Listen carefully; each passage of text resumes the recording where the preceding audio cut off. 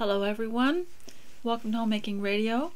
I'm broadcasting from the manse. If you would please click the link in the description and go straight to the page where I have embedded this, and then when you listen you will not have the ads, and also you get to see what I was speaking about. Sometimes I'll take a picture or I'll put a link or maybe the name of a book or a poem or something else. What I do here is just talk while you try to get something done. And if you don't want to get something done but you can't sleep, I've heard several people say they fell right asleep from listening to me in the middle of the night when they had the wakies. So ladies, let's begin by doing our best to get ready and to be our best, look our best. And you know, sometimes you might be getting dressed, you get something out of your closet, you'll notice there's a stain on it. And that's why I keep that grandma's stain remover that I get at the Hobby Lobby, and I keep it in the bathroom because there might be some little thing on the collar, which there was this morning, and I wanted to dress up for you, and I hope you dressed up for me if you're not trying to sleep. Homemaking is a really difficult job sometimes, and sadly it is connected to our emotions. Everything we touch has some kind of emotional or family significance to it. Even when I was first married and I was washing the dishes, that was a wedding gift, and I was so excited because I had my very own. And even doing the laundry when my first baby was born, folding those dear little clothes, it just was so emotional. And so today, even if you who are vital are digging into your archives and you're cleaning up, it can get kind of emotional. I go through magazines and books sometimes and weep because we didn't get a chance to do anything in them. And lately I have been going through patterns, old patterns, sewing patterns, and finding things that I didn't get to do because I just delayed and just didn't do it. And I decided I'm going to go ahead and do some of those things, even though the children are grown up. I just would like to try them. And so today I am going to suggest that you get ready, and you know, you can do maybe 5 things in 5 minutes after you've gotten bathed and dressed. You can make a list, you can have a prayer, you can go for a quick walk through your house, do a few stretches, drink your favorite tea, read a scripture aloud, anything to get your mind engaged. And then go on to the list. And the list is a way of getting the burden off of your mind and onto the paper so that you can start doing one job at a time and getting it done. And if you have children, they can follow you around and engage in it. And you know, if they have small working things like a little broom, a little dustpan, or some other thing, they can follow you around and do what you do and imitate you. And I think when mine were little, we had a little tiny vacuum cleaner for a child that actually worked, and I'm not sure if it was battery operated or just mechanically. And things like that are so enjoyable for the children, and you can involve them in everything that you do, even if you have older children. I think it's really important as a homemaker and a mother and a wife to live the life that you want people around you to live. If they see you occupied with things and in balance, you have your reading time, or you have your letter writing time or correspondence time, and you have different things that you do, that you're going to pick up on some of it. And today I want to start out, if you want to get busy with something, I want to start out by reading a poem by Edgar Guest. You know the story. He was called America's poet, but he wasn't. He was British. He wasn't American. But he worked in America, and he became the editor of a newspaper, and he was in charge of finding human interest stories or poems written by people to put in the newspaper. Eventually he just wrote his own. As you can see, this is quite a volume, and I'm not sure this is the complete set. But I want to read to you something quite philosophical. And throughout this broadcast today, ladies, you may have to hum a tune. When there's a little bit of quiet, I'll be reading my notes, trying to find out what it is I want to say to you, picking out things. And there'll be a little bit of a pause. Don't panic. Just sing something. I don't have background music. So this is called The Real Successes. I will indicate the name of this poem so that you can go on a search and find it for yourself if you want to. You can print these things and put them in a folder of some kind and collect them for your family. I would say that something like this is better than any school book. If you're homeschooling, this won't be in the curriculum, but you could make it your curriculum. Poems give people a balanced mind and rhythm as if they learn to read them right. Now, you know how to read poetry, don't you? If there's no comma at the end of a phrase, you just keep going into the next phrase. And the beat will pick up properly without invaluing the meaning of the poem. So this is called The Real Successes. And I'm thinking you may need to hear this. And I'm going to be reading stuff to you today because this is the way I've done it for my family.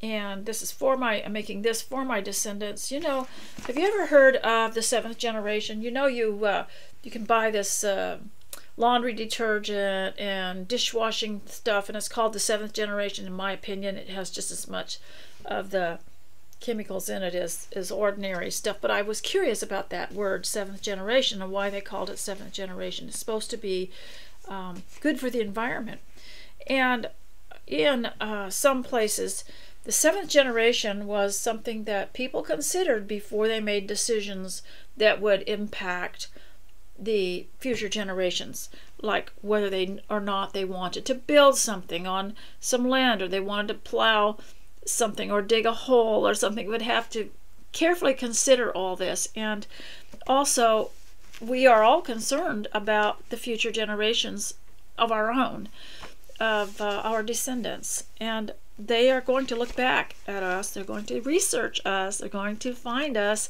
in our albums, in our diaries, in our journals, even online. They're going to find out about us. Even though we'll be long gone, the other generations are going to wonder if their grandmother or grandfather cared enough about them to do something that would affect them in a positive way, or if they were not careful about how what they did affected the next generations. And it was supposed that in our American Indian lore, and I'm not sure, maybe it's other places too, that the elders of the tribe would get together and discuss making a change or doing something, but the first thing they would consider is how it would affect the seventh generation. I think we need to think more like that, because Moses was taught to do that. I don't know if it was 7 generations, but every 7 generations God raised up a spokesman or a person that had with a focus on someone, and Moses was one of them. And he was told to teach the children of Israel, and that they were to teach their children, and their children were to teach their children, and then he had to go back and remind them all again to do that. And I know people will say, "Oh, you already told me that," but you know, people, if they know you already told them, then they must have remembered, and you'll say, "Good, you remembered," but I'm going to repeat it because we need to get it recorded again in your mind, because it's easy to forget. So I'm going to read this, The Real Successes. You think the failures are many. You think the successes are few. But you judge by the rule of the penny, and not by the good men do. You judge men by standards of treasure that merely obtain upon earth, when the brother you're snubbing may measure full length to God's standards of worth. The failures are not in the ditches. The failures are not in the ranks. They've missed the acquirement of riches. Their fortunes are not in the banks. Their virtues are never paraded. Their worth is not always in view. But they're fighting their battles unaided, and fighting them honestly, too. There are failures today in high places. The failures aren't all in the low. There are rich men with scorn on their faces, whose homes are but castles of woe. The homes that are happy are many, and numberless fathers are true. And this is the standard, if any, by which we must judge what men do. Let's see where the rest of it is here. Let's see if there's another page. Wherever loved ones are awaiting the toiler to kiss and caress, though in Bradstreet's he isn't a rating, he still is a splendid success. If the dear ones who gather about him and know what he's striving to do have never a reason to doubt him, is he less successful than you? You think that the failures are many.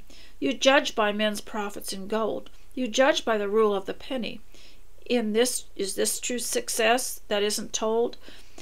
This falsely man's story is telling, for wealth often brings on distress. But wherever love brightens a dwelling, there lives, rich or poor, a success. Now, poems like that, if you're homeschooling and the children are a little bit older, you can explain it to them. Or the oldest children, you can have them explain it to you. I used to have my children read something. We used to have something called reading comprehension in homeschool, and you can order reading comprehension books from any company online, new or used, and the purpose for these was so that a student could read something and focus on the main point. So the books would always have questions like, what's the main focus? What are the sideline focuses? And this also prevented something I call sidelining. I don't know what it is, but you'd be telling somebody something and mention a little description, and they'll get caught up in this description of something else that has nothing to do with the main point. Let me give you an example. And one reason that we ask our children to read something to us and then tell us what they think it is and teach it back to us, is we're making future teachers out of them for their children, for the next generation. And so I just think it gives them motivation to know that they're going to be teaching you. We as mothers don't have time to read everything in their curriculum, so we can have them come and read it to us and tell it to us. And that way we get in on it and we get to have the lovely, wonderful, delightful education that we didn't get. So let me give you an example of why we must have reading comprehension, and we must have poetry comprehension too. And that is, I suggested to somebody years ago that it wouldn't be good to be out driving at night when it got dark. It wouldn't be safe. So we would forego certain events, which would mean if it meant that it would be dark on our way home, and also the distance, and I mentioned safety. Well, this person got off on a different tangent for that and said, well, whether it's light or dark, I'll still get home at the same time I always do. I'll get home at the same time in summer as I do in winter, and switch the subject around to time, when I was not talking about time. I was talking about the unsafety of driving in the dark. Especially, I mentioned certain weather conditions, and also in the dark, we all know that's when some unscrupulous types of people might be lurking about, if you should break down or have an accident. And I didn't explain all that, but it's interesting that this person's mind, instead of dwelling on the safety, which I mentioned because of safety, mentioned on whether or not he would get home. He introduced a whole nother subject and a whole nother question, what time would he get home, and compared it to whether it was dark or light, he'd get home at the same time. This is what people are doing now. They have not had reading comprehensions or focusing on the main point. They get off on a tangent somewhere. They'll do it with the reading of the Bible too. I've heard people in classes where the main point would have been quite obvious. They'll get off on a little tangent, like I wonder how many miles it was to such and such a place, when they're missing the point. And so that's why we have to have, when you read poetry, you have to explain it, or you have to have the older ones read it and try to explain it back to you to make it somewhat meaningful. And sometimes in homeschool, a poem would last all day. That would be everything. We would manage to use it for spelling, for reading comprehension, for life lessons, for things like logic or courtesy or family. And you can't really divide homeschool up into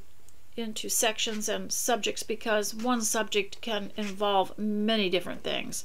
So here's the next poem I'm going to read to you, so I hope you have something to do. And this is called Tied Down. Now, Edgar Guest wrote poems, I believe, from after World War II to, the 1940s. This is called Tied Down. So you can see the same old forces were at work in the olden days as today with these phrases, these diminishing phrases about children in the home and the word success. It's the same old thing. They tied you down, a woman said, whose cheeks should have been flaming red with shame to speak of children so. When babies come, you cannot go in search of pleasure with your friends, and all your happy wandering ends. The things you like you cannot do, for babies make a slave of you. I looked at her and said, "'Tis true that children make a slave of you and tie you down with many a knot, but have you never thought to what it is of happiness and pride that little babies have you tied? Do you not miss the greater joys that come with little girls and boys? They tie you down to laughter rare, to hours of smiles and hours of care, to nights of watching and to fears. Sometimes they tie you down to tears and then repay you with a smile and make your trouble all worthwhile. They tie you fast to chubby feet and cheeks of pink and kisses sweet. They fasten you with cords of love to God divine who reigns above. They tie you wheresoe'er you may roam, unto the little place called home. And over sea or railroad track they tug at you to bring you back. The happiest people in the town are those the babies have tied down. Oh, go your selfish way and be free, but hampered I would rather be. Yes, rather than a kingly crown I would be. What you term tied down to dancing eyes and charms, held fast by chubby dimpled arms, the fettered slave of girl and boy, and win from them earth's finest joy." So let's close that book now and go on to some of my notes. And then I might have time to read to you again. Now, sometimes people have a hard time getting started. That's why I say, if you get dressed, you're getting started. And for some of us who are vital, it's just taking longer and longer to get ready. I don't know why that is. I guess because I get so distracted in between combing my hair and tying my shoes. There's always somebody or something that needs to be done. And I wanted to just say that with all the fear and all the things that the media throws at you, that fear decreases gratitude. So the first response to fear should be gratitude, because it can drown out fear can drown out gratitude. It can drown out, you can't even see straight when you have a lot of fear. And I think it's very important every day to add that to your list, to the list of things to do that I gave you, to add a gratitude. Find one little thing to be grateful about and think about it. Now, I mentioned in one of my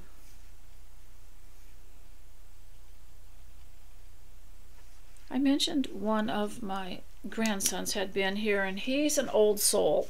He's only 25, but he loves to listen to audiobooks like Dickens, and he delves into some of the older, lesser known stories of Charles Dickens, and I've been listening to as I go around doing things that I need to do.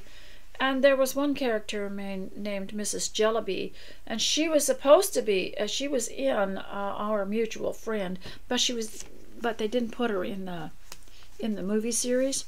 So I was really interested in this person. And I had mentioned before that when we were a lot younger, we thought we were going to, go be missionaries somewhere and help people, and how helping people ended up being helping our own at home. And there's no better thing to do than where God put you. It's easier. It lacks the tremendous expense of having to go do something else. It doesn't take you don't have to go spend 8 years studying for it, and you learn as you go. But this Mrs. Jellyby, She spent her life, she neglected her children, and even Dickens described her as someone who had her clothing misbuttoned, where the buttons were off kilter and jumbled, and her hair hadn't been combed in days, and there were hair fasteners and ribbons still hanging from it from the night before. And it described her as someone who couldn't find anything in the house, and who had lost control of her children, and everybody was so disheveled and wild, and there was no food on the table and everything, because she spent all of her time going to meetings for a missionary council or something, or sending out letters, kind of like newsletters and stuff, to raise awareness or something like that, that she had spent all of her time doing this. And this is what we want to avoid. You know, even the Bible says for us to mind our own business and be quiet and work with our own hands. You know, the news media wants us to be interested in what they are up to, and wants us to take up a cause for them. Get on our social media, get on our text, and start texting about the latest scare. And that's not quiet, and that's not minding our own business, and that's not working with our own hands. In fact, it can upset you so much and upset your mind that you can't even focus on what you're doing. And so, as I said, the beauty of being vital is that some of us are starting to notice how the news of the past could absorb us and didn't make any difference, and we didn't get our housework done. They're not going to help you get your dishes done. They're not going to help you fix a meal. So, now I would suggest to some of you that it can get kind of dreary at home if you're not aware of it, to make the home function in such a way that it's a delight to be there. And that's why I suggest that keeping up with things and cleaning can actually be great for your mind and great for the mood of everyone in the family. And also want to remind you that as the day wears on, especially in winter, it can be kind of discouraging if you look and see you haven't accomplished what you wanted to, and now you're too tired, or it's too dark and you have to go to bed. Remember, it's a phrase we learned when we were younger. It's always darkest before the dawn. And you'll find the next day you'll feel that before you go to bed, you'll feel very discouraged about your day, or you just didn't do the things you wanted to do. Maybe the children needed a little more attention, or maybe you didn't feel that you did a good job with your family, but the next morning you feel hopeful. There's always seems to be more hope in the next day.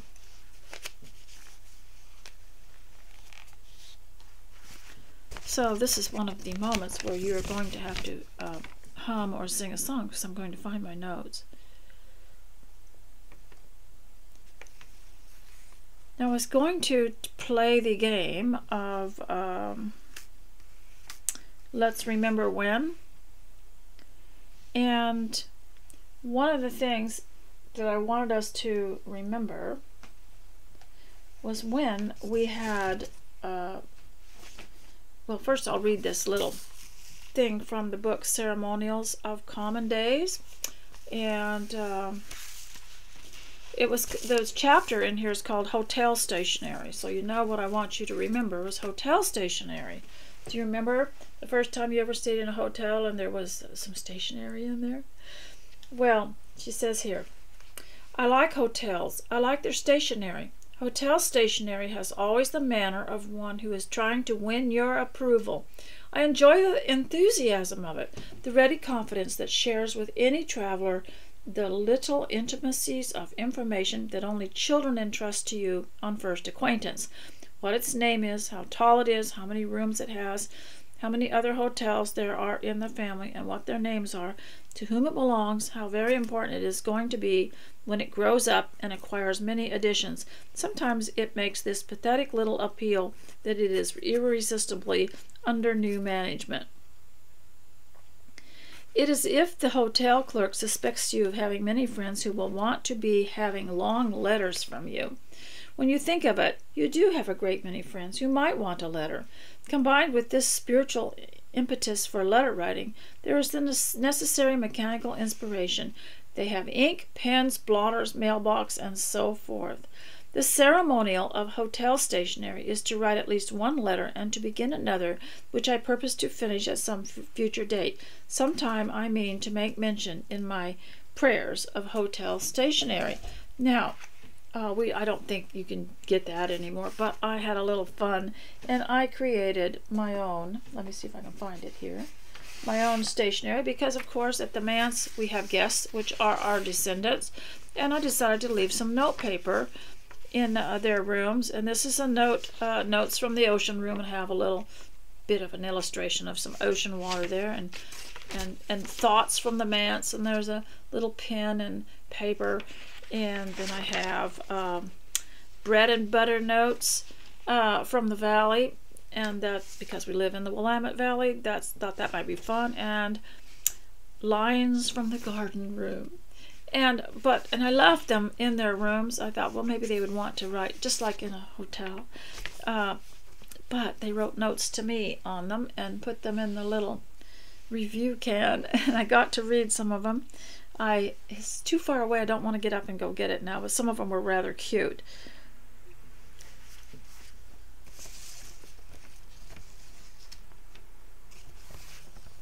So, and also remember, when you are homemaking, which is probably the biggest part of your day, that charity begins at home. And without that home charity, nothing you do for others is as meaningful. It might feel meaningful at first, but if you've neglected your own family and your own home, just like Mrs. Jellyby in the Dickens book, then it shows an inconsistency and is almost hypocritical.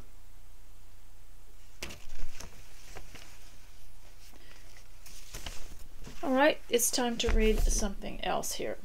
And I would like to start by reading Mrs.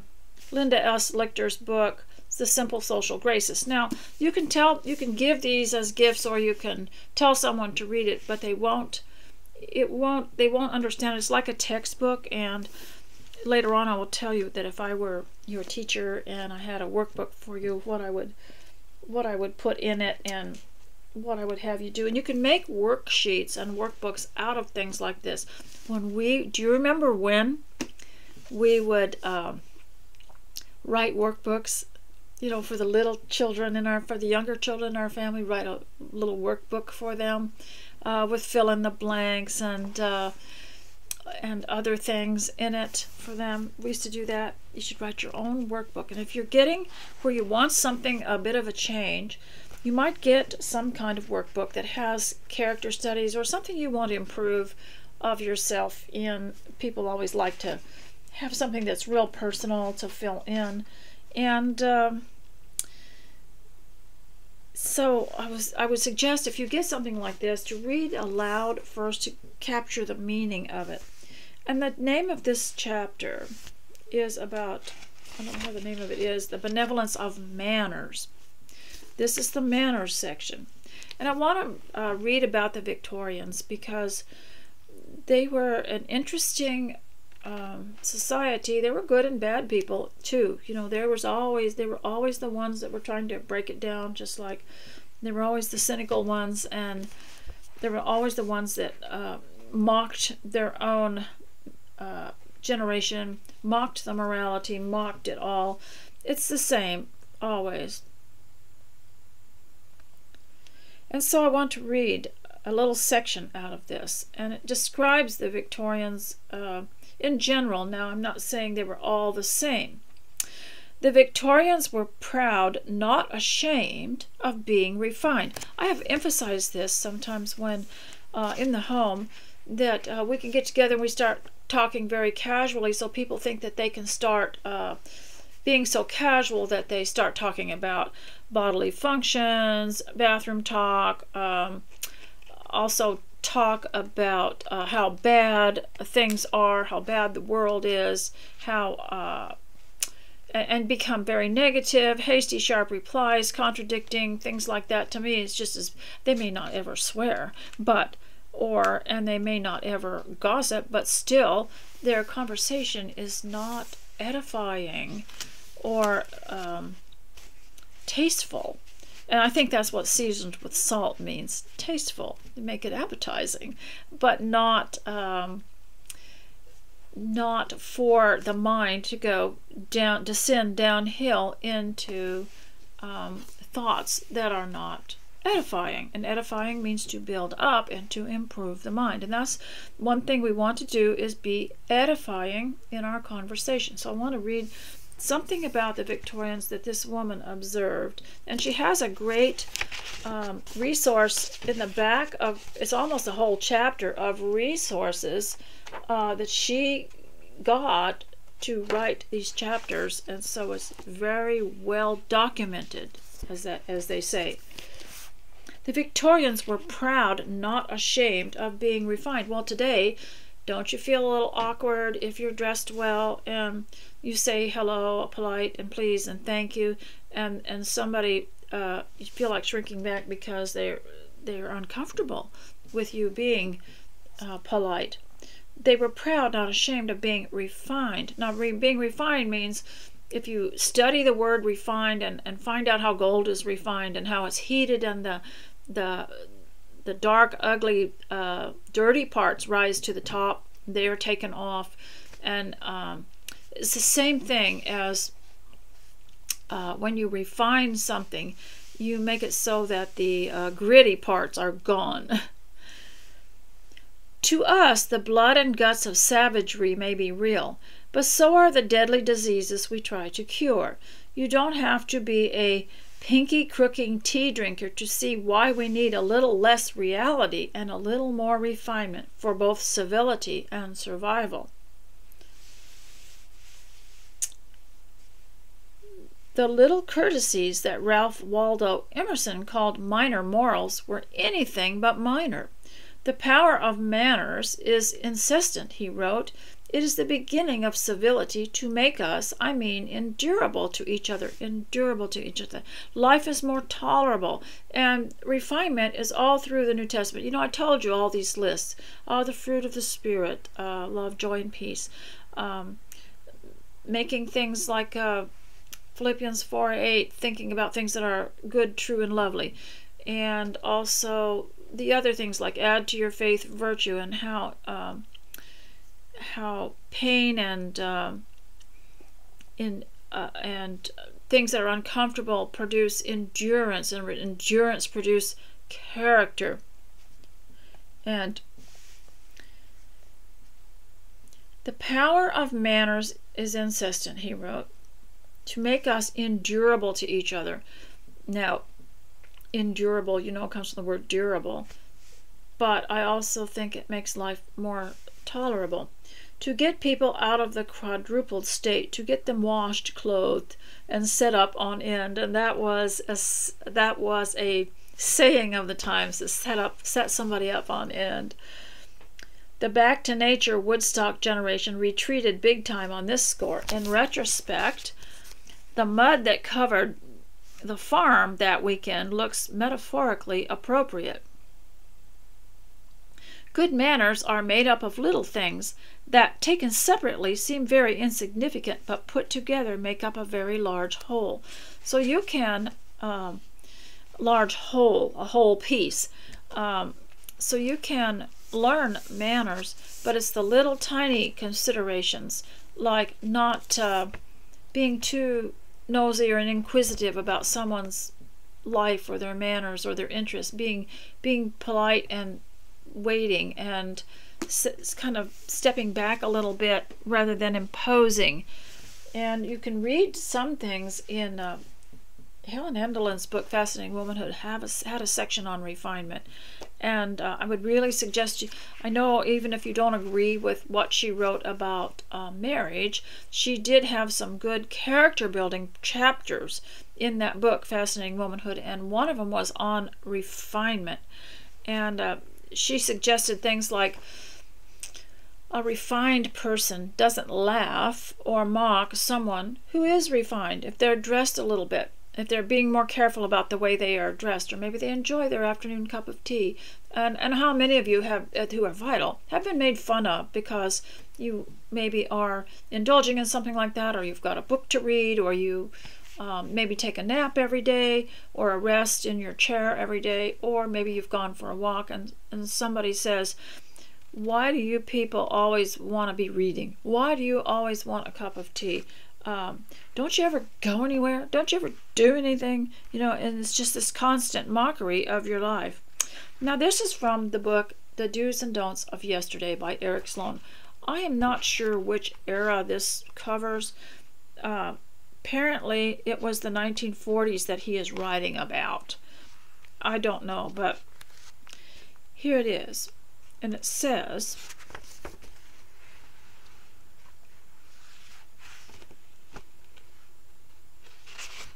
don't infringe, this is very interesting, it's almost spiritual. Don't infringe in any way upon the harmony of the company. Now, this is very important, and it has to be explained, and that's why reading comprehension entails explaining some things, because when you say don't infringe in any way upon the harmony of the company, people's minds have to be educated well enough that they understand harmony, that they understand how someone can come along and people are happily conversing, and somebody else will say, did you know that there was a big calamity at someplace, someplace you don't even know, or something, and just make everyone upset and uncomfortable. Don't infringe in any way upon the harmony of the company. And this is also important because I don't think we're being taught to get along in company, in groups of, even in our families. We get along maybe fine with one-on-one, one across from one. You get a third person in there that might be throwing in some things that get people's minds off of the harmony of the conversation. And we have to be very careful. And I know some people who are vital that have just stopped being in any kind of a group other than with one-on-one because they see that going on. That when you're in a group of ladies, let's say, you realize your conversation has to be more general because it has to be pleasing to and appealing to everyone in that little group. Whereas when you're talking one-on-one to a friend that you can trust, you might get more specific and maybe even more reveal more of your conservatism or your liberalism or whatever it is you believe, your religion. You might want to reveal that more to someone one-on-one, but wouldn't go over too well in a group. Might be upsetting. So I wanted to read that to you. It's from the Do's and Don'ts of Yesteryear. Now I have also wanted to read Roger's a statement from Roger in Wives and Daughters. I'm going to get a better copy of this sometime. This is printed by Wordsworth Editions, and I like it, and I like the print, but I'd really like to get something with a little better cover and better paper. The paper is pretty good, I have to say. It means a lot to me touching the paper. If it's more parchment-like, I like it better. And I don't like the cheaper paper. What was it called? Pulp or something. But I don't know if I have already read this to you, but if I have, let me tell you, you've probably forgotten. And forgetting does not have anything to do with being vital. Not at all. Because I have a 5-year-old grandson that forgets why he came out of one room and went to another room and what he was looking for. So we all do that, okay? So it's nothing to do, but even if you forgot, I'll remind you. So this is from the chapter called A Crisis, and it's after Molly's father announces that he is going to marry again because, of course, her mother died when she was very young, and it really hit her hard. She thought she would be enough and that her father would not want to marry. And this is what he said. And did I read it to you before? Maybe I did. But it's worth, you know what? It's worth, if I were to make more stationery for the different rooms in the manse, I would write this right here. It's a wonderful quote. You know these books I got that were the Jane Austen set, and on the cover there was quotes from each novel. And I would like to do quotes from Wives and Daughters, as this was a perfect one, and it would really be nice. And he said, "It is right to hope for the best about everybody and not to expect the worst." This sounds like a truism, but it has comforted me before now, and someday you'll find it useful. One has always to try to think more of others than oneself, and it is best not to prejudge people on the bad side. My sermons aren't long, are they? Have they given you an appetite for lunch? Sermons always make me hungry, I know. He appeared to be waiting for her to get up and come along with him, as indeed he was, but he meant her to perceive that he should not leave her, so she rose up languidly, too languid to say how much she would prefer being left alone if he would only go away without her. She was very weak and stumbled over the straggling root of a tree that projected across the path. He, watchful though silent, saw this stumble, and putting out his hand, held her up from falling. He still held her hand when the occasion was past. This little physical failure impressed on his heart how young and helpless she was, and he yearned to her, remembering the sorrow which had found her, and longing to be of some bit of comfort to her. Yet he did not know what to say. "You will have thought me very hard," he burst out at length. "I never can manage to express what I feel. Somehow I always fall to philosophizing, but I am sorry for you. Yes, indeed, I am. It's beyond my power to help you, as far as altering facts goes, but I can feel sorry for you, in a way which is best not to talk about, for it can do no good. Remember how sorry I am for you. I shall often be thinking of you, though I dare say it's best not to talk about it again." "I know you are sorry," she said under her breath, and then she broke away and ran indoors, upstairs to the solitude of her own room. Okay, so that's my little bit from Wives and Daughters, and they did a very good job on the movie of showing those scenes there. Now, if you would like to hear a little bit more from Brian Kozlowski's The Jane Austen Diet, and I did suggest you make yourself a course for this. Do some worksheets and make a course for it. Like, what's the main idea of this chapter? What did I see in it that I liked? What could I use? How does it affect me? And do your own study. Give yourself a course to go on, especially if they shut us all down again. You're going to need some courses, and these are better education than anything you can get in a school, and you can make your own curriculum. If I had to do it again, I would have just taken my Jane Austen books for my daughter, and just made a curriculum out of that. I'd make writing, reading, art, I'd make science and history and many other things out of those books, plus speech making and public speaking and expression and many other skills from that book. Okay, I talked about last time gloomy thoughts and how dangerous they are for being a homemaker. You just cannot run the home with gloom. Many of you who are vital today probably remember a generation that was just gloomy and complaining a lot. I don't know where this came from, because they had, so much more freedom than we did. Life was probably a little more difficult, but there were some people that had the habit of complaining and being gloomy. So let's continue on this, and this is from the Health and Happiness, the Mind-Body Connection. Remember their responses, and instead of saying goodbye, people would say, "My best wishes for your health and happiness." And I really like that. Goodbye just doesn't have the same meaning. We now know that stress should only be a quick, short-term sensation.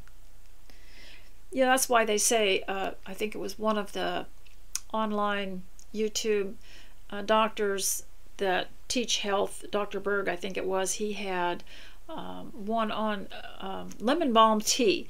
And he said stress is not always bad for you, but it's continuous stress that's bad for you. So you have to have some break from it. And he showed how lemon balm, just sitting and drinking a cup of lemon balm, and you can buy the lemon balm tea bags online.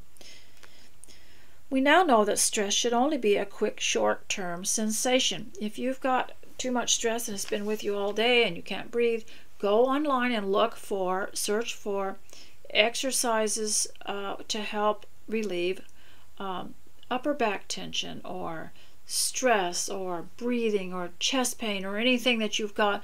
Go and look for these little irritating things that they're not real serious, but they keep you in a state of constant worry or fear or just a feeling of stiffness or tension. And you can find an exercise for anything. Do you know, I even found an exercise for sinus pain and stomach ache and different kinds of things. And not only that, but they do help your physical fitness and they do help you lose a little weight. Many animals benefit from the involuntary stress reaction. Its primary purpose has been to keep us and our ancestors alive during life-threatening situations, stopping normal body functions and diverting all energy into the things, heart, brain, and limbs, that help us quickly avoid or surmount the danger. To use a period example, let's say you'd feel more like running or fighting, not casually using the restroom or being charged by Napoleon's infantry. When stress, however, is allowed to linger, when we replay those life battles in our brains or worry about other battles in the future, and here's the problem, sometimes we don't, but it replays because we've seen it, we've heard it, and we've listened to the media tell us the next thing that's coming. And just think what it would be like if you took an hour away from it, just 1 hour, just walk away from all that stress and all that news. And try to get some kind of a subscription that's free that puts good things on your phone or your text every day, or I have friends and we just send each other the most beautiful pictures we can find that you're allowed to use to each other, that would be appealing to each other, that give us absolute thrill to look at. And it can be anything from a lady in a hat to someone taking a walk in a wheat field, or just a beautiful teacup with tea in it, or just a nice message. And you can have that kind of thing coming. Actually, that's easier than texting people. Just send them a picture, or they send you a picture and the message is so wonderful. You don't have to talk about it. No stress in trying to get the message out there. But when stress, however, is allowed to linger, when we replay those life battles in our brains or worry about other battles in the future, you know, one thing that helped me with worry when I was little, I'm saying little, 9 or 10 years old, I did worry about whether things were going to be all right. And my mother pointed me to a scripture in the Bible that said there would be wars and rumors of wars. And I just was so comforted by that it's just another rumor or it's another war, and it will always be that way. You know, the biggest war that we're fighting is to have a happy, peaceful home. That's our battlefield. That's our business. We need to be quiet and work with our own hands and mind our own business. Let's keep our little country at home safe. When stress, however, is allowed to linger, our normal body functions are given the chronic cold shoulder.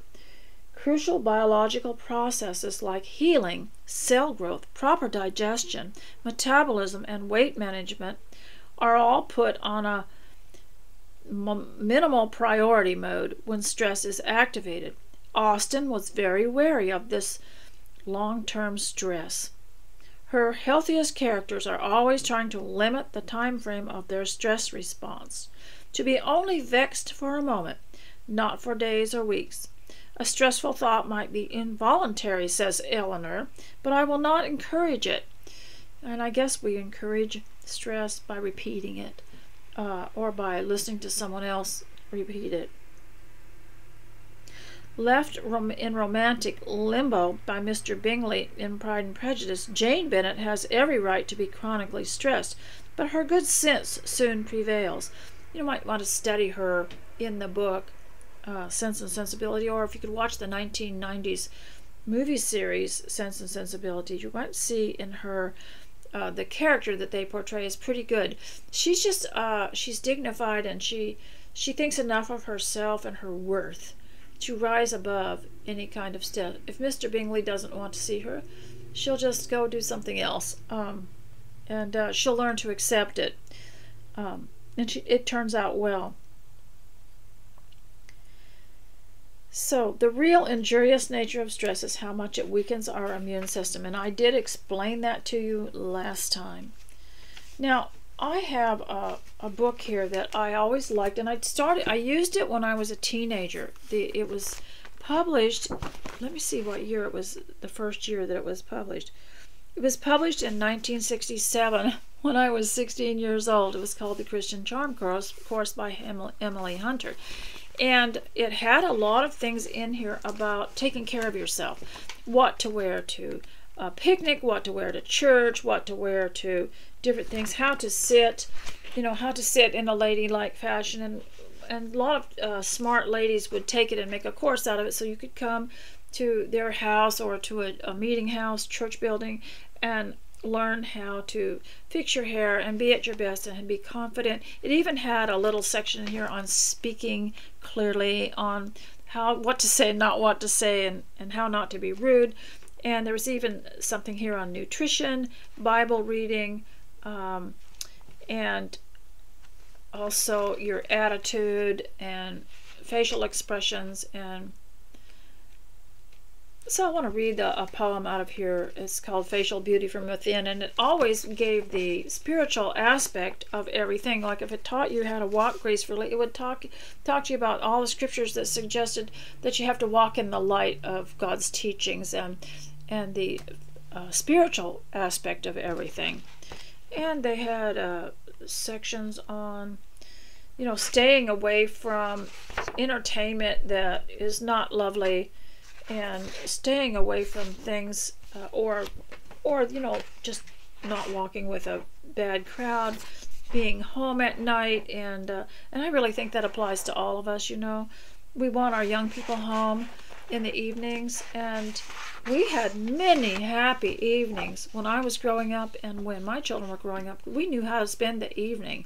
It wasn't boring, so we didn't want to go out, because it was so much nicer at home. And that's the way, I think, to be a homemaker and to make your home so appealing to be home. They'd rather be home than somewhere else. And you can listen to your own type of music, talk to people without having other people overhear it. And so I wanted to read this poem to you called Who's the Fairest?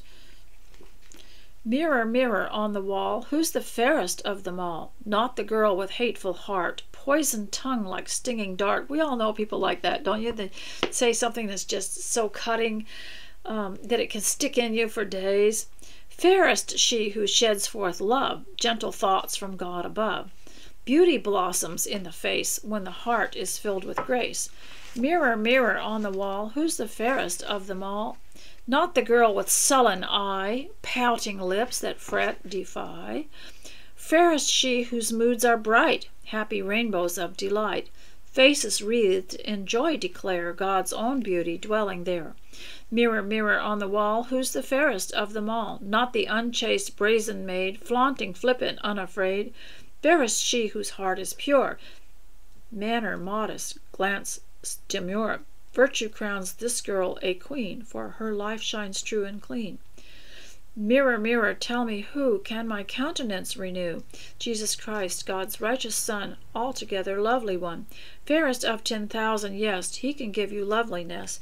And, you might think that, since you're older, you're raising your own kids, that a book like this wouldn't, it's for teenagers, or it's for really young girls. It's for us too. Just because you're vital doesn't mean you are going to throw away your standards, or that you don't need the encouragement of a poem like this: kindness, contentment, love, gentleness, patience, friendliness, cheerfulness, optimism, humility, and peace. And the opposite is unkindness, discontent, hatred, harshness, impatience, unfriendliness, dejection, pessimism, haughtiness, and guilt. And they mention pessimism, and you'll wonder, well, what does that have to do with the Bible or anything like that? But the people that gave the bad report, I believe even the best known story of it and record of it is in the Old Testament, when the spies went into Canaan. Just God had told them to go and check it out, check out the land. And when they came back, all but 2 of them said, oh, it's impossible. And they brought back a bad report, not an encouraging report. And the other 2 said, well, we can take it. And so I think it's really important, this optimism. I know people say, well, we got to be realists, but optimism means, as a person, you're looking on the possibility side, or the bright side, if you can. If I were to, and you can still get this, and if you are vital, you might like doing something that's for yourself. It might help, and it might prepare you also to be a teacher someday. But you don't know, but just do it anyway for yourself, and get the one with the red cover. It's the best one, and you can get them new. This is from Harvest House Publishers in Eugene, Oregon, but you can get it online, and often they come new or nearly new, not written in. They are a workbook. But if I were to make you a workbook, what I would do, if you wanted to homeschool yourself, which I think it's really important that a woman do for herself first what she wants others to do. Do you ever get tired of the way people our age don't look after themselves, or even the younger ones don't look after themselves? Then look after yourself and be the thing that you want other people to be. And so if I were to write something like this, but you could do it yourself,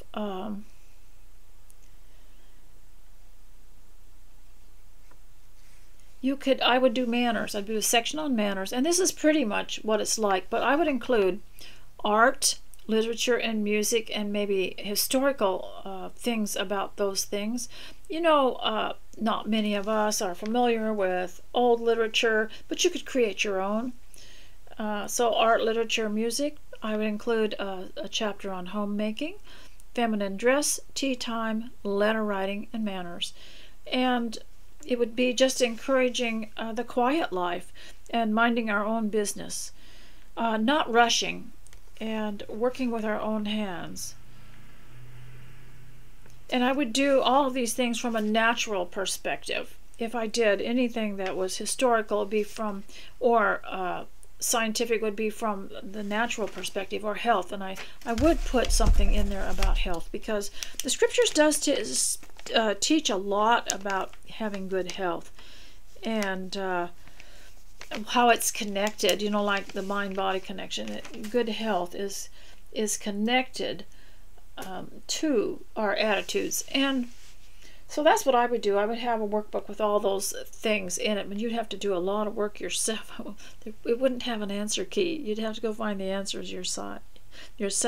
Now I want to say one more thing before I say goodbye, and that is that as you become more vital, you want to have some relevance with people who are younger, because God has a future and a hope for you too, and you might want to be an influence on them. And sometimes the only thing you can do is take care of yourself and dress well, and that's an influence, and it's a teaching without opening your mouth. By the way, I have another one of those little books called Time for Tea, and I got this, I believe, back in the early 1990s at the Dollar Tree, and it's from the Clever Factory. It's another one it does not say who wrote it, and it's an absolute shame it was put in the Dollar Trees, because they're just the sweetest thing. And this one has recipes for afternoon tea sandwiches, and it has scripture in it. This was called A Time for Tea, Inspirations from the Heart. And if you want to get this little book, I will put the address where it was from. Maybe you can find it online. And she wrote about a lot of the things that she did, and I might have already shown this to you, but I picked it out of and I had a big stack of them because I bought one of each one that was at the Dollar Tree at the time. I'm just amazed that they were all there, but I got this because it was green. Brought this out today because it was green. So as you become more vital, there's some very important things that you have to remember, and young people need to remember this too, so that you appear to be with it, so you appear to be alert, and so you appear to be of a sound mind. It's really important not to shuffle when you walk. Land evenly on each foot. Bend your toes when you walk. Don't clop along. And also avoid hasty, sharp replies, because these things are often associated with people who are getting on in years, you know. Then people think that they're daft or something like that. If you want to avoid anyone thinking that you're like out of your wits, then avoid signs of this by avoiding hasty, sharp replies. Walk carefully and stand upright. In fact, in this book, The Do's and Don'ts of Yesteryear, there was, it says, don't walk with a slouching, slovenly gait. Walk erectly and firmly, but not stiffly. Walk with ease, but still with dignity. Don't bend out the knees, nor walk in-toed, nor drag your feet along. Walk in a large, easy, simple manner without affectation, but not negligently. And this was the one that was written, I think, in the 1940s. And it was so, and generally, if they had parents that were good examples, they didn't have to study too much of it because they would observe it and imitate it. And the other thing is, always be fresh and clean in your body and in your clothing and your home, and keep everything as updated as you possibly can in your life, because it gives a positive message.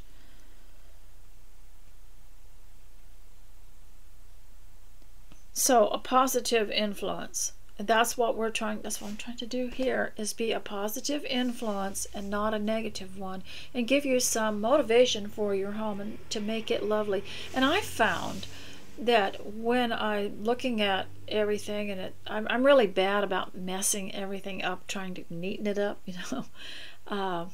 And I found when I've just cleaned a little area, or I've gotten something redone, or freshened up, that it just gives me so much more relaxation and energy to do more. So it just begets more energy. So ladies, I hope that this has helped, and that you'll leave a comment, and please go to the page on which I've embedded this on a post, and start watching these videos there. Okay, I don't know how to have you be notified. I'm still looking into that, and you'll just have to check back as much as you can at homeliving.com. And I'll talk to you later, so stay close to Christ. Bye.